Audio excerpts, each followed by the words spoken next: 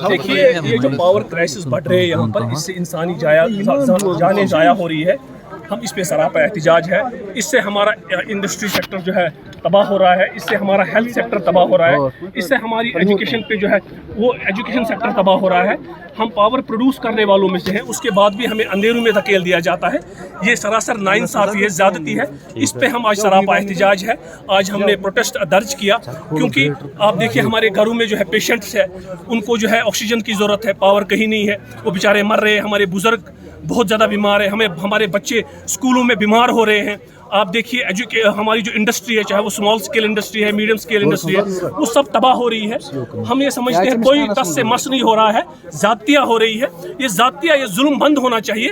और हम ये एक्सपेक्ट कर रहे थे, जो इनके दावे हैं कि यहाँ कम से कम 300-400 यूनिट ये फ्री देंगे, लोगों को अपनाने की कोशिश करेंगे, मगर ये कहीं नज़र नहीं आ रहा है। इनके कोलोफेल में तजाद है, जुल्म और ज़ातिया इतनी बड़ी है कि आप देखिए पावर जो हम जनरेट करते हैं, हम नॉर्थ इंडिया को देते हैं, उसके बाद भी हमारे साथ ये जुल्म, ये ज़ातिया, ये बर्दाश्त नहीं हो रही है। क्योंकि बच्चे जो है बीमार हो रहे हैं, यहाँ बुजुर्ग मर रहे हैं, वेंटिलेटर्स पे पेशेंट है, हेल्थ सेक्टर बहुत ज़्यादा मुतासिर हो रहा है। इस पे जल्द से जल्द कार्रवाई करने की ज़रूरत है।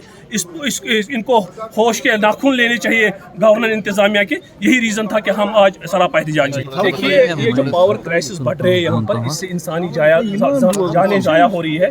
हम इस पे सरापा एहतिजाज है।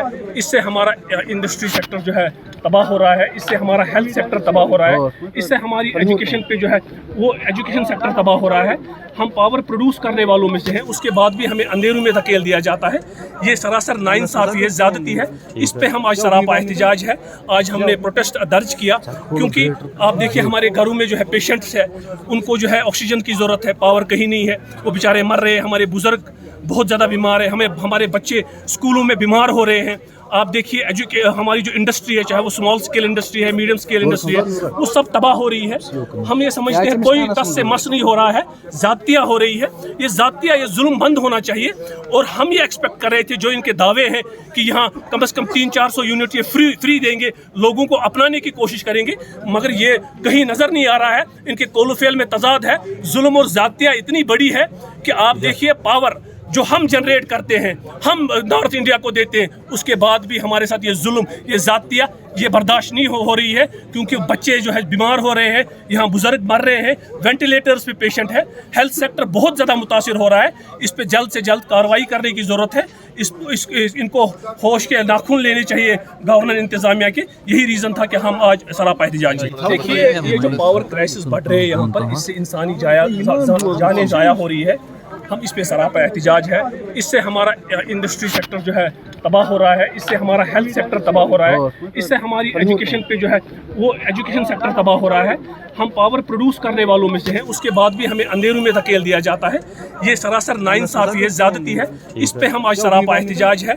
आज हमने प्रोटेस्ट दर्ज किया क्योंकि आप देखिए हमारे घरों में जो है पेशेंट्स है, उनको जो है ऑक्सीजन की ज़रूरत है, पावर कहीं नहीं है, वो बेचारे मर रहे हैं। हमारे बुजुर्ग बहुत ज़्यादा बीमार है, हमारे बच्चे स्कूलों में बीमार हो रहे हैं।